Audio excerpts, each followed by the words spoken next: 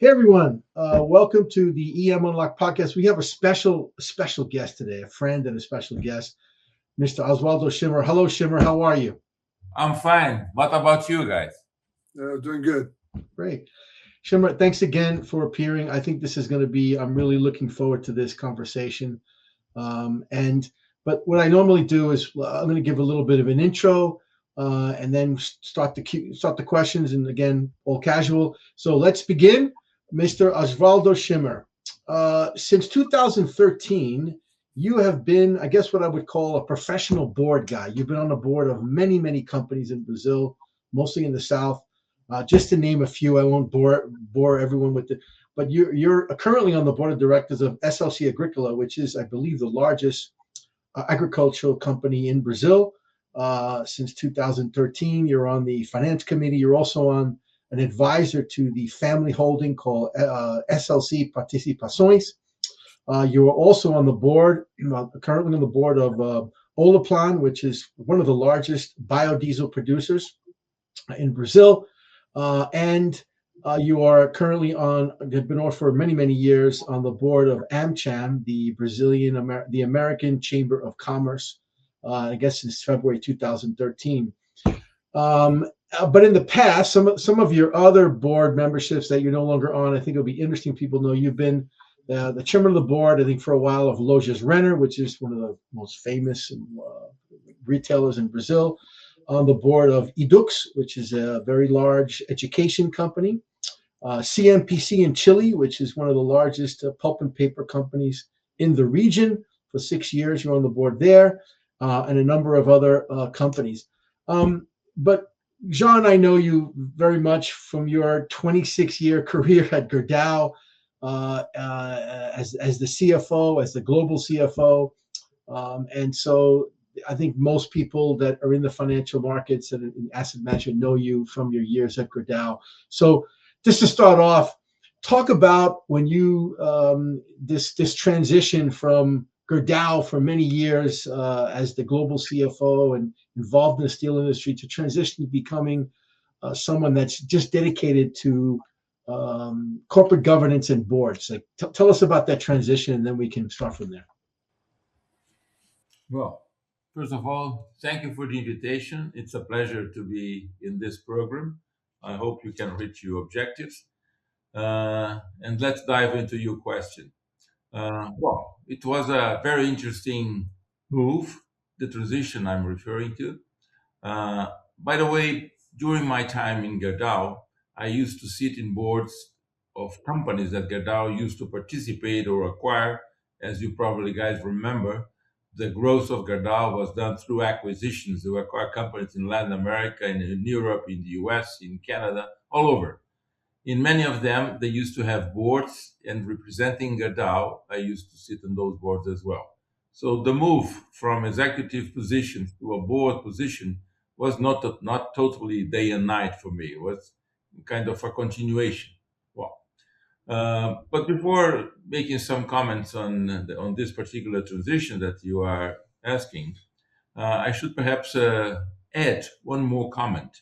Before joining Dow, I used to be in banking like you guys for many years, almost 10 years, uh, called Banco Yoshpi. Tom, I'm sure was able to remember, and John as well, because he's very familiar to companies in Brazil.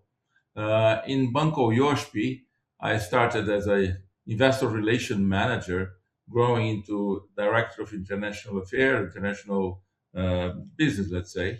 Um, then I ran the capital market for a while. I used to run also the leasing company, all of them belonging to the to the Yoshpi group. And finally, I was running the M&A area under the coordination of Bankers Trust. That in one particular day, Bankers Trust became 50% owner of Banco Yoshpi. Wow. Yeah. So before joining Gerdau, I had this sort of background, kind of accumulating experience on the other side of the counter, if you allow me to say that expression.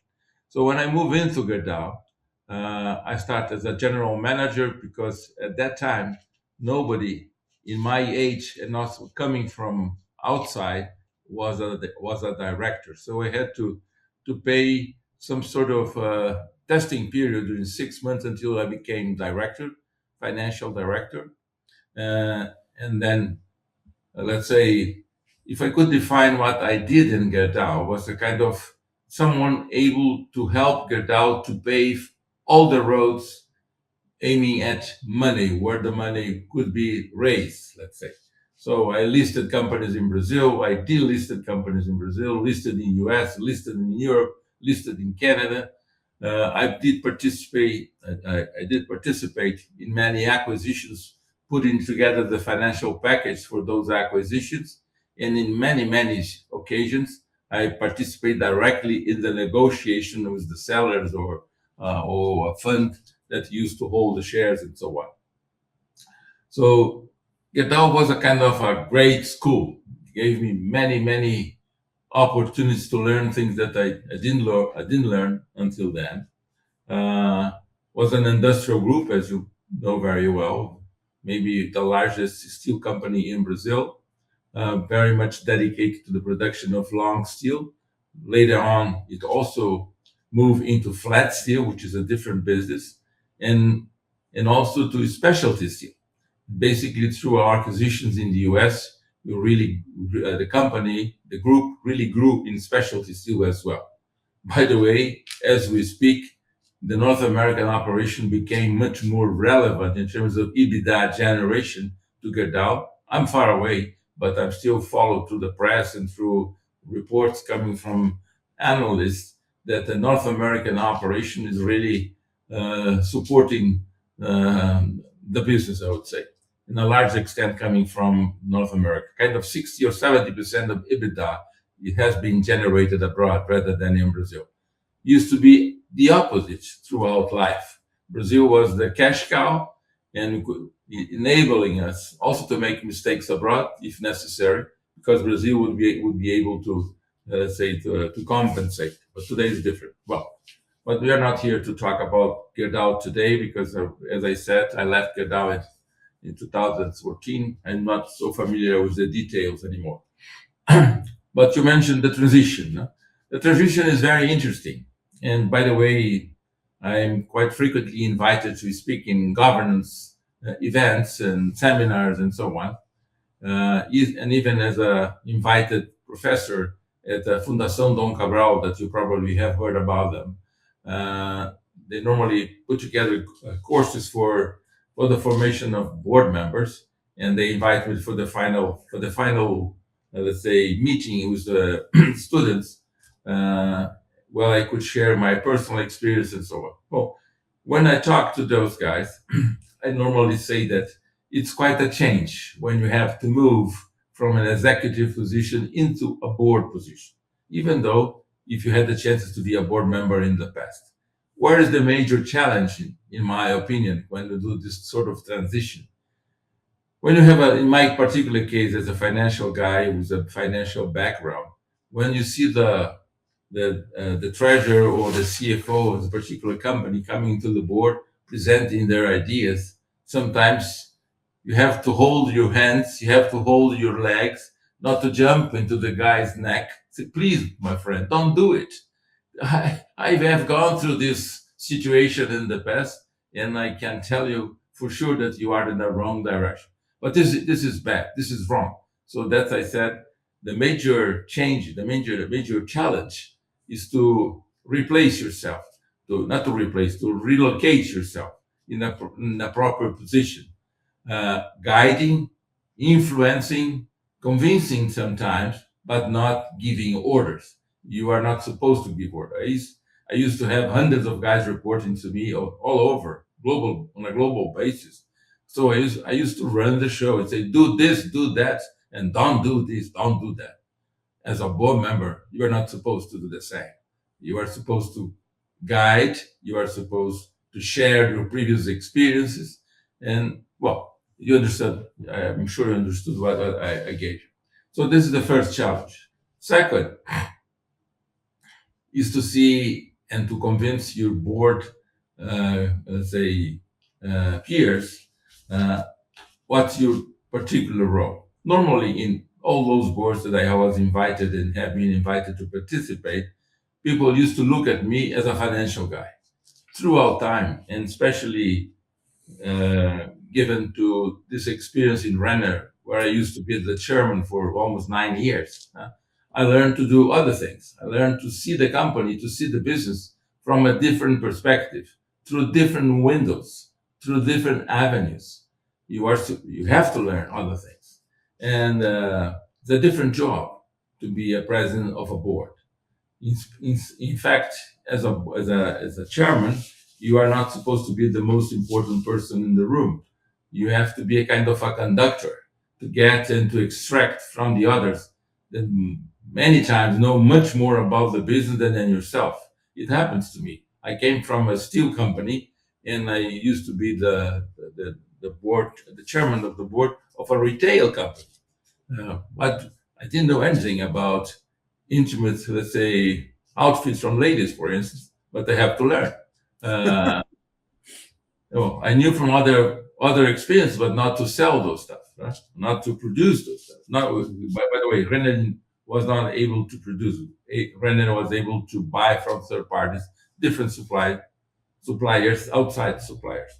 But the point is that one thing is a transition from an executive into a board member, then a second transition from a board member to a chairman. So maybe I expanded too much your question, but I just give you let's say in a very few seconds, a very few minutes, some references about the transition. Yeah, that's fantastic. Schirmer, looking back on your long history, both as a CFO and as a board member, describe to us how corporate governance has changed in Brazil over that period. Well, as a board member in Brazil, officially, especially in public companies, I could say with no major hesitation that the situation changed quite dramatically through the years. Boards in the past used to simply supervise. Today, boards have to anticipate. Boards have to be directly involved in maybe two major things: strategic planning, succession, and stability, and perhaps electing a few items in the company to really preserve. One of them is a solid balance sheet. A solid balance sheet, in my opinion, it would be a kind of an oxygen tank for the company. Is the best way to face volatility, is the best way to face crisis, interest rates, exchange devaluations, and even geopolitical changes that surround your business, that surround your country, surround your company. So change quite substantially, I would say. Even the composition of boards in the past, as you probably remember, used to be a kind of a phenomenon where the board members used to be friends or relatives of controllers or founders and so on. This changed completely. There is a new figure in this game. It's called independent board member that should be strong enough, mature enough, even to dispute with the controller when the controller allows it. If the controller is smart enough, he should or supposed to choose for his board people able to, let's say, to challenge him, avoid yes men around him.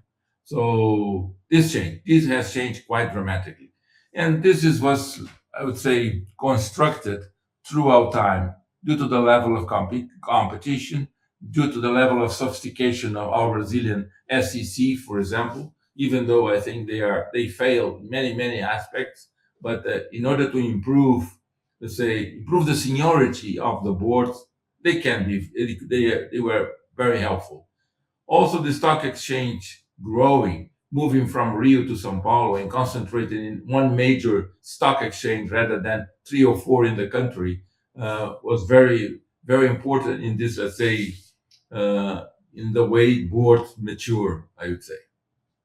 And one could say that Brazil, comparing it to 40, 30 years ago, has gone from a relatively mediocre corporate governance at the board level to one of the best in emerging markets, if not in the world, right? It's really high standards. I tend to agree. Yeah. So I think your background's absolutely fascinating because of your broad exposure to the Brazilian economy. So not only as a CFO in a leading industrial company in Brazil, but then now you have a very considerable experience in agriculture and in retailing. So that's like that's about as broad of a view of the economy that anybody could have. I'm just curious now. Agriculture is the one thing that really works in Brazil. It's an incredible success story for the past 50 years. On the other hand, both industry and retailing seem to be going through very difficult periods in Brazil. Give us some light on that. Like, it's just incredibly like the contrast between how well, the companies that you're working with in agriculture are doing compared to the old style retailers and industrial companies. Perhaps I could say a few things in which one of this particular sector that you are mentioning. By the way, in choosing and accepting invitations coming from companies, I always try to have a balance, different things where I could even learn more. That's why I have chosen cellulose. I have chosen education. By the way, Edux, until very recently, used to be the largest education institute in the world. 1.2, 1.3 million students. It's quite a number, right? So cellulose, also education. I was in cement for a while with a Northeast group, Group Brenham, which also was a very interesting experience. This is you see, and you are able to confirm that looking at my biography. But I would say that things have changed for different reasons in affecting these different segments. Education became, which is a kind of retail as well, as you probably imagine, with this particular number of students, is a pure retail, and also a corporation like Renner, which is a different business, also different, not a business. It's a different ball game, a pure corporation rather than a company controlled by families or groups or funds or so on, right? Edux also is a pure corporation. We have a relevant shareholders, but no one controlling the company. By the way, Renner in just the same. SLC is different. It's a public company, but the control is clearly in hands of the controlling family. What happened to these segments? That interest rates levels in Brazil are out of question. So they have gone through the roof and didn't stop growing. 15% per annum is absolutely unacceptable, even though the government, by the way, has not been able to control the expenses, and the indebtedness of the country is huge. The fiscal deficits are huge. Agriculture was a matter of scale. The major players in the country, they are maybe the best in the world. Let's say SLC, for instance, we cultivate simply 840,000 hectares. You guys are more used to acres, but you know what an hectare is. So it's huge, almost 1 million hectares. I would say nobody in the country has been able to do that. Very mechanized, electronically organized, all kind of, let's say, state-of-the-art instruments to provide controlling, assessment of the climate and all that. By the way, climate has been a problem in Brazil, especially in the south part of the country, where I work, where I live. We have been going through floods. We have been going through very dry seasons. So it affects very much agriculture. But when you have scale, when you have geographical diversification, which is the case of SLC, you can compensate. Sometimes you go badly in some region, you go very nicely in others. And for instance, SLC has 27 different locations with farms maybe running from 15 to 20,000 hectares to 50,000 hectares. So huge farms, 6 to 7,000 employees and all that. Well, why is different when in comparison to other countries? I would say pretty much scale and attention, a very strong attention to modernization, mechanization. Retail. In Rogers Renner, for instance, where I used to be the chairman for so many years and board member for 14 years. By the way, I was the longest chairman in terms of longevity in Renner and as a board member as well, by the way.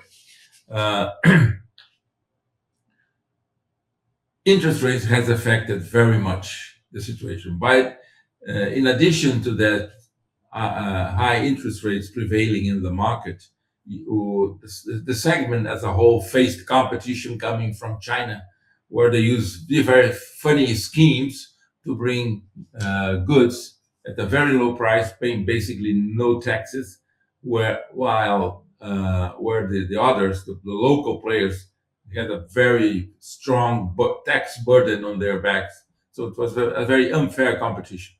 This situation has been reduced, but even though they are still suffering from high interest rates, we are also showing to the world that our level of unemployment is very low. But I tend to say that it's not a real true information, because if you take into consideration the amount of benefits and subsidies that the government gives to the population, you must have around 110 million people, which is our labor force. 60% of that is enjoying benefits from the government, family subsidies, all kinds of subsidies coming from the government. So when you say, oh, we are enjoying the lowest unemployment rate in many years, if you pay attention to the details, you'll see that people don't want to work.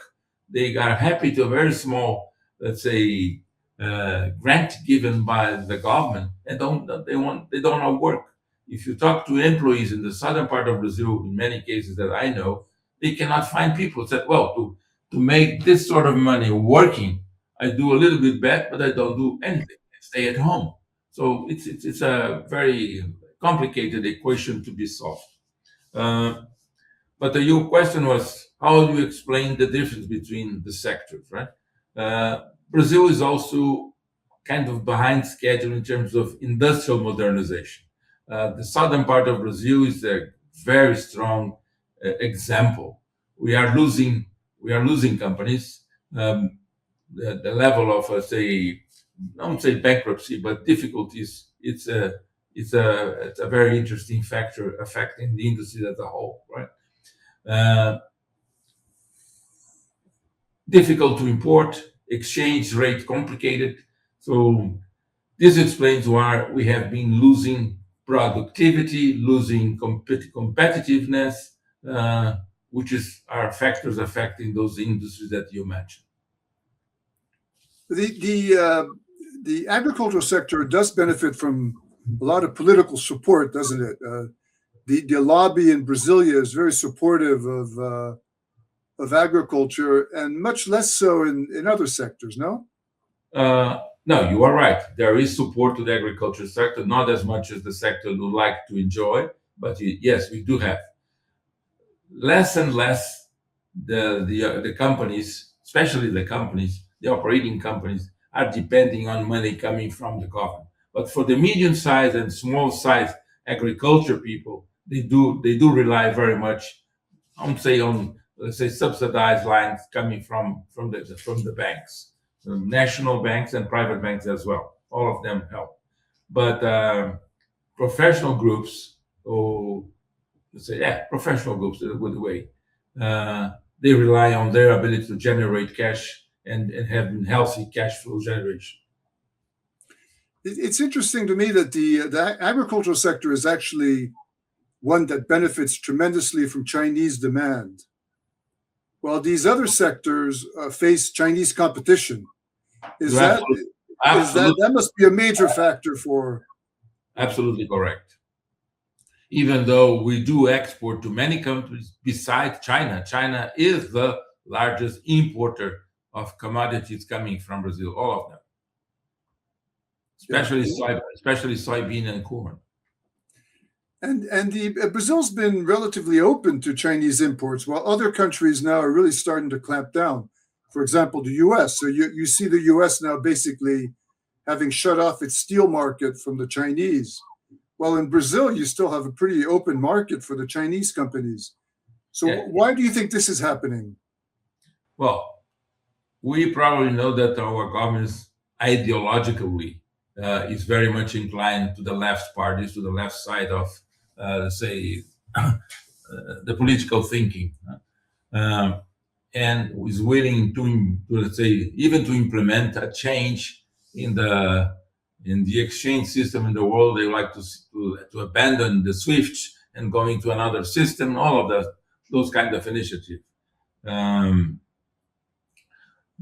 to call this this bank in South Africa or in China? Well, Brazil has the president, or the previous Brazilian president. That smart lady is the president. BRICS. Brazil through BRICS is trying to impose a different fashion to do business and so on, and pretty much associated to Iran, to Russia, and China. Which is completely different to the traditional way of looking at the world. This, let's say, to be hostile to the U.S. is something that is really perceived by everyone in this country, and I believe it's a shame. Brazil should be open to all countries, American, Chinese, all over, and let's say, and follow the traditional rules, in my opinion. So we are trying to understand why Brazil is so linked and so connected to China. There is a good reason or good base of ideological thinking behind that approach. Brazil has been through a very long period of deindustrialization, which just seems to really never stop. Do you think Brazil has an industrial future, or it's going to more and more look like Australia as a pure service and agriculture and mining economy? It will be a shame if Brazil cannot reach a position of a more competitive industrial player. We have natural resources in abundance. We have quite, let's say, capable labor skills. All you need is some sort of secure rules, a legal, let's say, we should sell to the world and to investors in general. There is no growth without investors, in my opinion. We have to attract capital, and capital from abroad does require a few things: stable situation, ability to predict things, stable regulations, not change it ad hoc. So if Brazil managed to have a much better, let's say, profile, amalgamating things that I just mentioned, we would have a growth, we would have a possibility to become an even industrialized player in the world, based on those arguments that I just mentioned: natural resources, ability, skillful people, and so on. But we have to implement basic changes in order to get what you are proposing. Schirmer, when you're looking at, let's say, foreign direct investment recently, we've heard that the Chinese company ByteDance is going to invest something like 25 or 30 billion US dollars to build one of these AI large facilities in the northeast of Brazil. And given the way things are moving, I mean, and obviously, I think one of the reasons is Brazil, as you said, natural resources, low energy costs because of the obvious. But do you think that's another path for Brazil to become a place where people come because of the low energy cost to build these technology centers and data centers. Is that something that you see potentially in the future as well? I believe so. Personally, I believe so, because when you have alternatives for energy, to provide energy in abundance, and AI does require a lot of energy. And if you take into consideration the type of uh, uh, solar abundance you have in this country, winds, and natural, let's say, like natural falls, hydroelectric power plants all over. Brazil should be a right place to grow in the sense of, say, encouraging investments here to provide energy and data centers, of course. Schirmer, I think you've been involved with the VNAMCHAM for a long time. So you're quite familiar with what American companies are doing in Brazil. What is the situation? There seems like there's been very, very little American investment. Is that changing?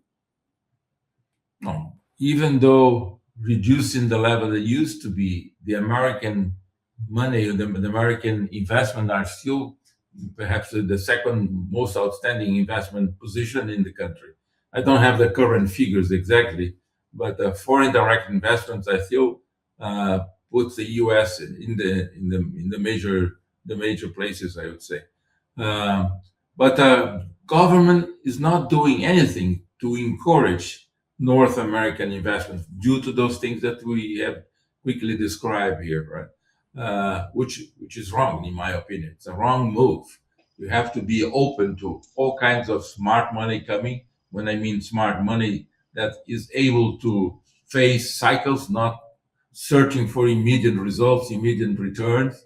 Because Brazil is a funny country. It's a noisy country, but also very resilient. And the southern part of the country is really the most resilient area in the country. So this is exactly what long-term investors would love to be, would love to stay. So I think we have a future, but major things has to happen. We have to stop they're destroying the country. Yeah. Yeah, the country's been in a low phase of growth for quite a while. So it's the sort of 2% growth with volatility, which is it could be a lot better than that. Yeah, absolutely. What would change that? What would create like a new regime in Brazil? I mean, some people are optimistic with Argentina that maybe they've turned a corner and we'll go on a higher growth path. Is something like that possible in Brazil, or are the politics too entrenched? Should be. If Argentina was able to eliminate the Kirchners and given the chance of Mr. Milei to do the changes that they are, say, implementing in the country, I don't see why Brazil wouldn't be able to do the same. But we have to count with a different political mindset. We are going through a very I'm exposing my personal opinions on the political issues, but it's you cannot avoid it. We have to change the political mindset in the country, mindset in the country, and also to have changed totally the way the legal structure in the country is being conducted. You probably are aware of scandals. Every week you find another one. And apparently the Supreme Court blesses all that. Take any of those major scandals and see what has been the role of the Supreme Court in the country, and also the legal power in the country. Is there, Schirmer, is there still this? I mean, we talked in the past, investing in Brazil about this, what they call the Brazil risk, or every time to start a business in Brazil, you need 5 lawyers and 10 accountants.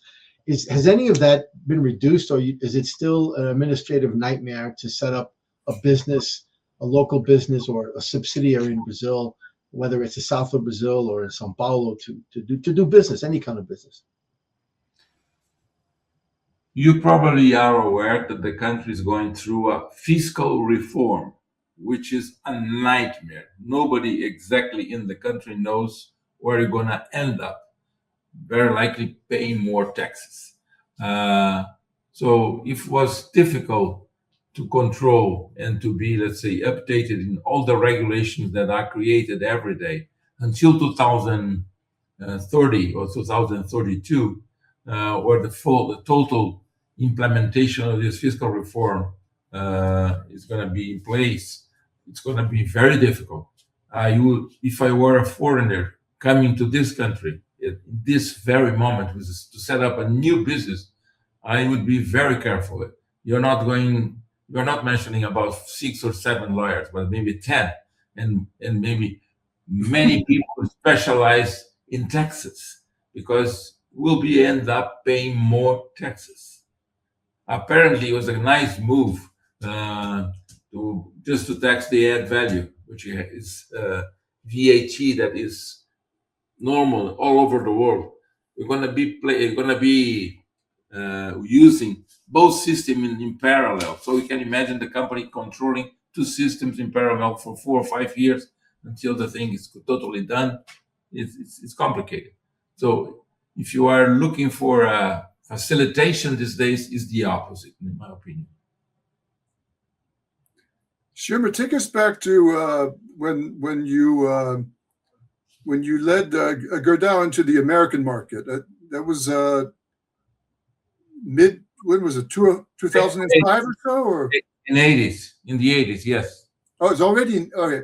And the 80s, beginning of 90s. Yeah, take us back to the thinking at that time. What was the company thinking, in doing this in the United States, and how that's developed? Like, what were your expectations, and has it done better than you initially expected, or just take us back, tell us that story of how that happened and how it's become, the such an important part of the business now. We basically grew and became maybe the largest steel manufacturer in the country in long steel. And we thought that perhaps it would be just about time to test different markets. We went first to Uruguay, our first test, to deal with unions and all of them. We made the natural mistake that companies normally do. We flew a plane with Brazilians and sent to Uruguay. Major mistake. We have to learn how to work with locals, how to work with people that knows the authorities, knows the market, knows the clients, and so on. It's a learning curve. It's a learning process. Okay. After this small experience, we were on the verge of facing a political change in the country. The leftists were really approaching and announcing and so on. Lula was on the verge of becoming president. So it's well, why not go now? Where to go? Oh, North America, maybe Europe. No, let's start neighbor countries first. But accidentally, I would say, we started in North America, but not in the US. US used to be too big companies, major companies, National Steel, all of them. But in Canada, the first opportunity happened to us, was offered to us in Canada, in Toronto, close to Toronto, in Cambridge, Ontario. I participated in that acquisition, in this assessment, all of that. First acquisition, lesson learned. In Brazil, we used to be kings. We used to go to the banks and leaving the bank manager with money in the pocket, with no major contracts, no real guarantees. We constructed that throughout time. It was not something that was given to us from day to night to day. In the US, you were no one. So we had to construct contracts with the banks, giving them real guarantees. We call garantias reais, machinery, equipment, and so on, and factories. But since the very beginning, we tried to introduce the same style of contracting with the financial sector as we did in Brazil. No real guarantee, only covenants. And we constructed that through time. We used the cash flow generated by this first acquisition to do the second, to do the third, and to do the fourth. All of a sudden, said, well, I think you have mature enough to make a test in the US. And we bought a company called American Steel that you probably remember. Sure. It used to belong to the Japanese people that acquired the company some years ago. And we inherited a fantastic guy, a former Green Beret called Phil Casey, which was a fantastic guy. I don't know if Tom met him or you met him anytime. I spent I made a lot of miles with him when we went public in North America with American Steel. In fact, it was a reverse takeover when we bought Cold Steel. But even though we listed in the US, and Phil Casey and I, we faced and we met all the analysts and investors in North America. So, sure. But I would say that Gerdau learned a lot with this gentleman. Was a military by mindset, very, very disciplined. And I personally believe, and Gerdau also believes, discipline is the base for many things. When I said at the beginning of our conversation that perhaps the oxygen tank of any company is a very strong balance sheet, a very strong view on level of leverage, strategic moves one step after the other instead of 10 at the same time and all of that. Well, basically the rule was, one, the existing cash flow generation should support the next acquisition. We grew 15% per annum for many, many years in the 90s. After doing a fantastic job in privatizing companies in Brazil, as you probably remember. We bought from Siderbras many operations in Brazil. So we had learned by that time how to do turnovers of losing companies into profitable companies in Brazil, and we started doing the same in North America. So we're dozens of acquisitions. When we consolidated our position in North America, we moved to Europe. We bought in Spain. Later on, also in my last years in Gerdau, we made an acquisition in India, which was not successful. Gerdau sold it later on. But the rationale behind the move towards different markets, different geographies, was risk diversification, afraid of what could happen to Brazil. And always very concentrated on the basic point. You are not supposed to jeopardize what you have accumulated so far going into funny ventures anywhere. And also at the beginning, I said that Brazil used to be the cash cow, able to support any major mistake. Fortunately, we didn't make major mistakes. But you asked me if things has changed. Yes, they did change. Many projects that we acquired throughout those years were sold later on. Gerdau realized that we were not supposed to maintain, was not under my participation anymore, but from in the 80s and 1920, Gerdau sold Spain, sold Chile, sold Central America, and so on, and concentrated pretty much in Argentina, Brazil, and North America as a whole. Central America, we also had a few acquisitions that they sold. So it's part of any business. You have to be, let's say, quite concerned about profitability, effort, distraction, avoid distraction. This was the favorite sentence of Phil Casey. People, let's avoid distraction. And you can easily distract yourself when you do many things at the same time. What was the competitive advantage of Gerdau in the North American market to be able to grow the way it did? Hard work.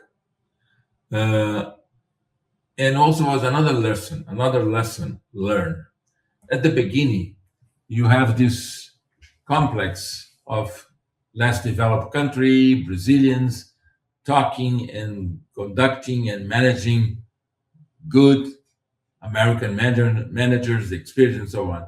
All of a sudden, throughout time, Gerdau learned that our executives, our professional, our specialists, steel specialists, and so on, were as good as any other in the world, maybe not speaking good English, but all of a sudden they realized English was not the only way of doing things, right? So hard work, first of all, discipline, balance sheet, conservative approach towards balance sheet. We have gone through levels of leverage. I remember reaching almost 4 times EBITDA, and Yep. sometimes after an acquisition. But until we are able to put things back into order, we didn't move into another acquisition, and so on. There was no major secret, especially producing steel, which is a very traditional activity in the industrial side. Right? But we didn't move into flat in the US, despite many opportunities. We concentrated in long steel, but we moved into specialty steel at a given point in time, and today is a very important source of funding, of income. Schirmer, I mean, when you look at that, when you look at those acquisitions and you look at the growth of the company, you see, okay, it's a bigger company, but the return on investment obviously was, when you look back, like look at the stock price, it's the same price it was 25 years ago. Like looking back, like, what was, obviously the return on investment has been very low, but what was the mistakes? Like obviously you made some positive things, but why have the returns of the company, the overall company, been kind of, especially the last 10 years, like very, very low? Like what You is are the concentrating your questions in the period I was no longer in the company, so I'll have to explain someone else's job. But the market has changed. I'm not here to defend Gerdau anymore because I'm not linked to the activity, to the management. But as in any other business, sometimes like a particular operation in a particular country sounds fantastic, and all of a sudden it changes. And don't forget the strengths of China. China has been really has more than 60% of the world capacity is in China. It used to be 40% when I was there. So this changes completely the scenario. In Chile, Gerdau went out because it was impossible to compete. Chile has no import taxes, basically, only 5%. And Chinese steel used to reach the shores of Chile at a very, very low price. And this happened in many, many other markets. So when Gerdau started to divest or closing or selling, improving or implementing management buyouts, Gerdau made many management buyouts. In Spain was the case, in Chile was the case. I was no longer there, but I know what happened. It's because the market changed. At the time we bought, back 10 years back, 15 years or 20 years back, the situation was different. Yeah, most of Latin America has abandoned industry. Right. So when you stop making anything, then you why pay tariffs? Might as well just bring it in for free, right? Bring it in with no tariff. Yeah. It's amazing that the Chinese are able to sell their long steel in Brazil like at $450 or something. Yeah, exactly. Well, in the US, it's like 1,100. You know, it's like over 2 times the price. So, can anybody compete in the world if you don't block the Chinese dumping? It's probably not. No, it's like countries tried. The US has anti-dumping for many, many, many years, and even though over there they have been able to destroy parts of the market. Yeah, you're right. Yeah. Let's move into another subject. Forget steel. I'm no longer in business. Schirmer, talk a little bit about, I mean, this is kind of more philosophical, but you've always been in the south of Brazil and in Porto Alegre, and a lot of the companies that you're on the boards are in the south of Brazil. Not so many. Edux is in Rio. Well, Cellulose was in Chile. Right. We've had this discussion in the past. What is the kind of the difference for people that don't know Brazil very well, the difference between let's say the south of Brazil and Sao Paulo, let's say, like, or the north of Brazil? Like, why it seems that the south of Brazil has sharper businessmen and more. So anyway, give us your kind of opinion. I know you're biased, but are you able to give some credit to cultural legacy? The southern part of Brazil is basically formed by immigrants in the 80s coming from Europe, Germans, Italians, even Spanish and Polish people. And if you look at Brazil from the, let's say, ethnical point of view, it's a different country. It's a different country from the Northeast. Mindset of people, what they really prize, what they really consider relevant in let's say, productivity, discipline, debt control. It's pretty much the same tone in all those companies from São Paulo to the south, let's say. There is not major difference between the companies in Paraná, Santa Catarina, Rio Grande do Sul, and the São Paulo company, apart from the size. Everything is big in São Paulo. But apart from that, it's a different culture. If you take people from the Northeast, they are okay. There are many, let's say, companies in the Northeast of Brazil which deserve, let's say, compliments. But it's different.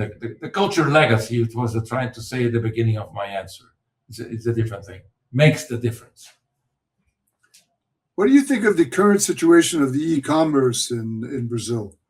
The Mercado Libres, Amazon, the Chinese companies, and their ability to compete in the market and, against the Lojas Renners and against everybody else. Everybody's trying to sell part of their business in the internet.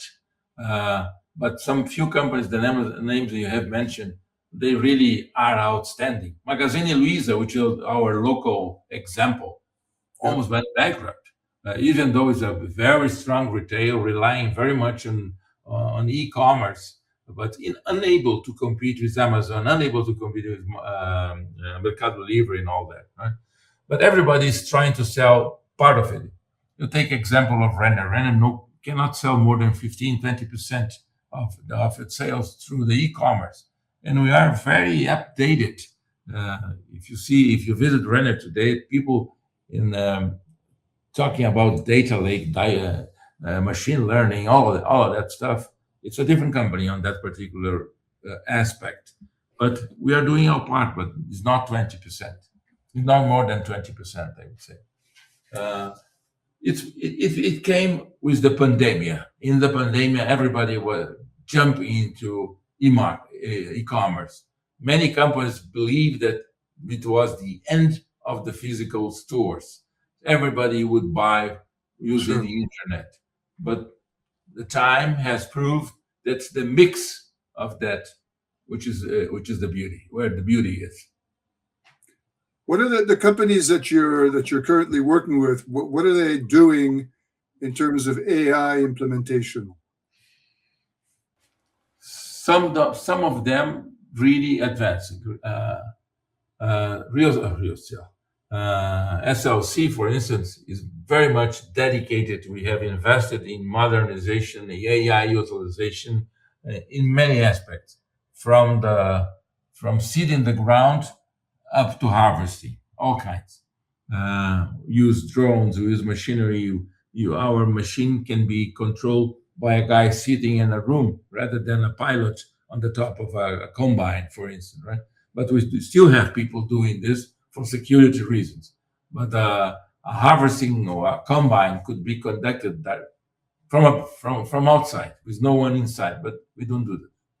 Now, we have been using recently, not small planes, they're using the word.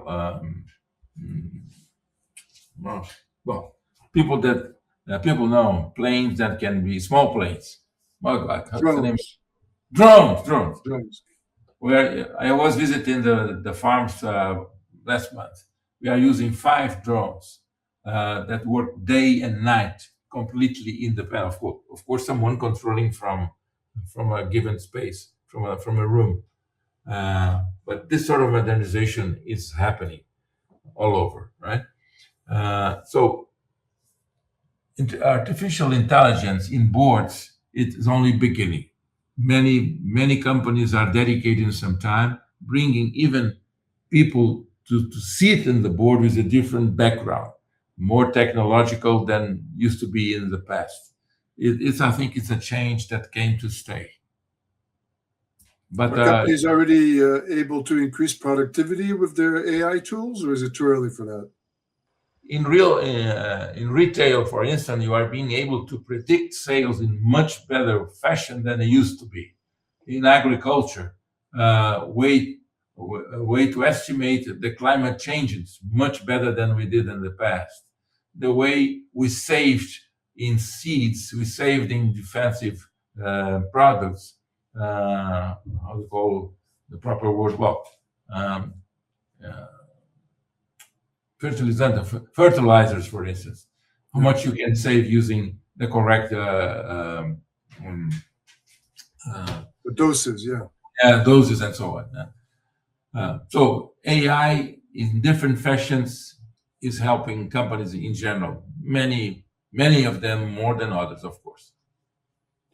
Will AI make Brazil's economy grow quicker or less quickly?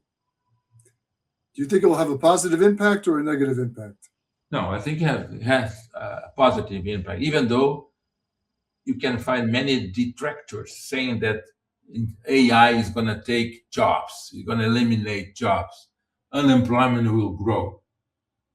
I don't agree with that 100%. In some cases, yes, but people will learn to do different things and to be used in different ways, in different fashions.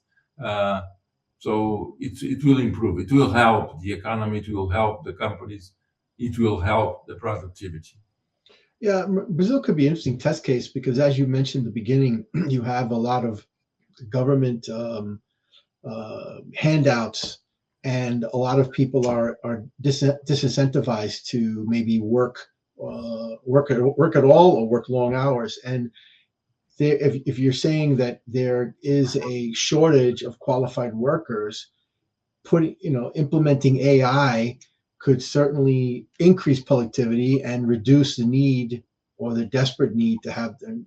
But unfortunately, you're going to still have these people that are going to be relying on the government. I don't know the solution, but it seems that AI is coming at the right time for companies that need to grow. I don't know. I agree. Everybody's worried about AI.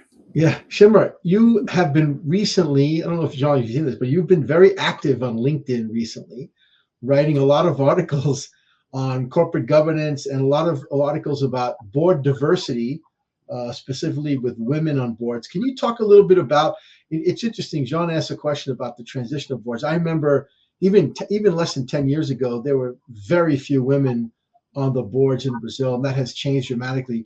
So what got you to start writing a lot about this? Because it's only been recent that you've been writing very long articles, very good articles, very long articles. Give us your evolution.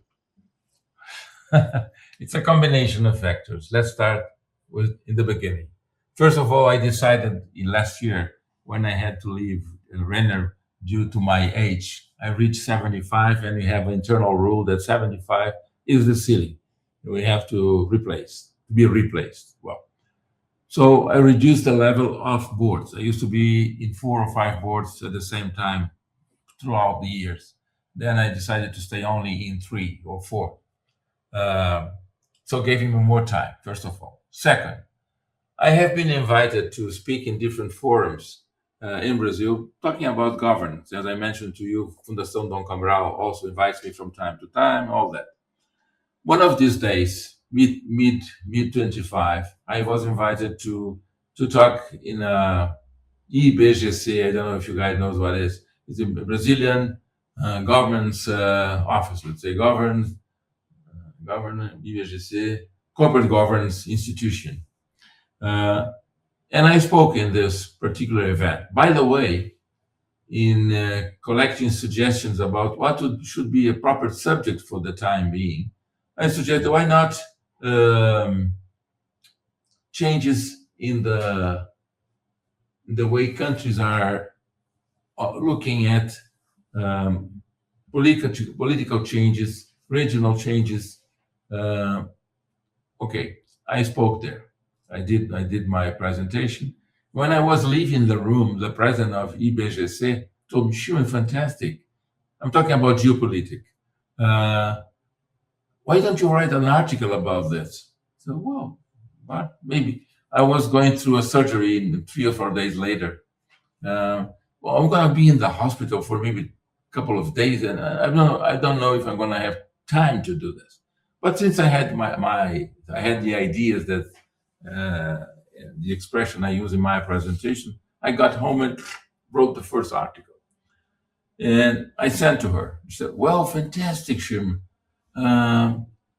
Why don't you publish it in the IBGC's public vehicles?" Well, okay. Send this article to a given address to a given person, blah, blah, blah. And I sent it. I came from the hospital maybe a few days later, but I was still at home. And nobody called me. Nobody said anything. I used to have a friend, he's still my friend, used to be the president of American Chamber of Commerce in Curitiba, and talking about writing articles and so on. He said, "Why don't you send me this article that IBGC didn't pay attention to it?" Well, of course, I exchanged it with him. Why don't you publish in LinkedIn? LinkedIn?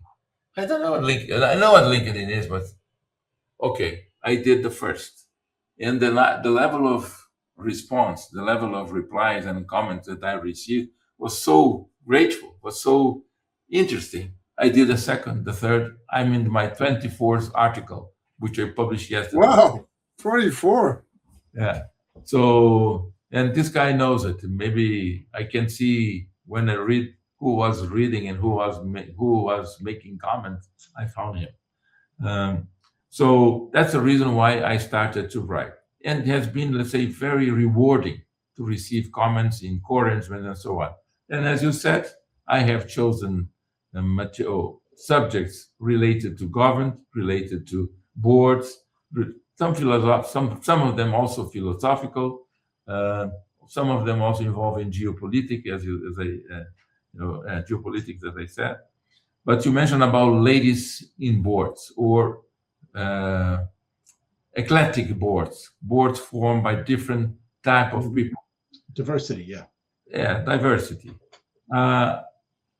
I have a very, very strong respect for women in boards for very simple reason. In companies that I have participated in boards, I encourage very much to have ladies in boards.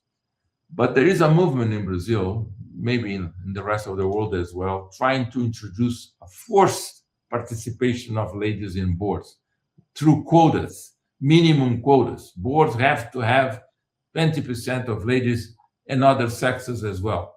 They are invented many sexes that you guys like me didn't know until very recently, but they do exist. So I'm not talking about this sort of diversification. And I defend strongly, by the way, one of my articles, I strongly defend not having quotas, because you can find ladies or women professionals, very, very skilled, very well prepared, that they don't need quotas to be in boards. And when boards are, let's say, really concerned about diversification and different views, and I can tell you from personal experience, if you give a specific subject to 5 guys and 3 ladies, maybe the 5 guys tend to converge the opinions to the same point. Ladies can come up with a simply different view on the same data, on the same subject, and it's very interesting. They have a different way of looking at things. Your wife's at home, they find things that you are not able to find. They are in front of your nose, right? So the same happened in boards. Same happened. My wife always complained about it. I told you, it's over there on that shelf. No, it's not. There they go. Yeah. If you allow me the poor comparison, ladies can do the same. Women professionals can do the same in boards. They find things they pay attention to different aspects. So, as you probably mentioned, related to my article, I oppose totally against quotas based on that. Yeah. Schirmer, this has been amazing. We take a lot of your time. I want to thank you for all of the insights. And if anyone, I'm going to post your LinkedIn page at the bottom of the comments so that people you can gain more followers. I'm going to read the 25 articles starting today. Okay. All right, Schirmer, thanks again. I really appreciate your time, and we'll speak soon, as always. Thank you. It's a pleasure. Thank you very much. I appreciate the opportunity. Unfortunately, I was not able to speak so fluently about steel anymore because I'm far away from this business in the last 15 years. Sorry. Sin problemas. Ciao, Schirmer.